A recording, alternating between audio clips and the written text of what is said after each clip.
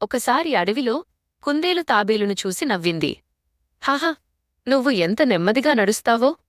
అసలు నువ్వు ఎప్పుడైనా గమ్యాన్ని చేరుకుంటావా? అంది. అప్పుడు తాబేలు శాంతంగా అంది. సరే, మనమిద్దరం ఒక రేస్ పెడదాం. ఎవరు ముందుగా గమ్యాన్ని చేరుకుంటారో చూద్దాం. దానికి కుందేలు సంతోషంగా అంగీకరించింది. ఇలా రేస్ మొదలైంది.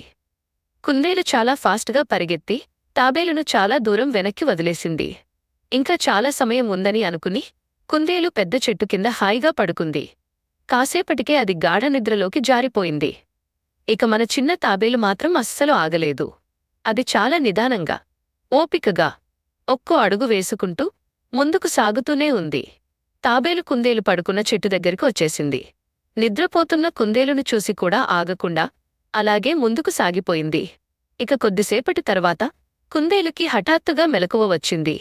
అయ్యో, చాలాసేపు పడుకున్నట్టు ఉన్నానే అని కంగారుగా గమ్యం వైపు పరుగెత్తింది. కాని అప్పటికే ఆలస్యమైపోయింది. మన చిన్న తాబేలు అందరికంటే ముందే గమ్యాన్ని చేరుకుని హ్యాపీగా గెలిచేసింది.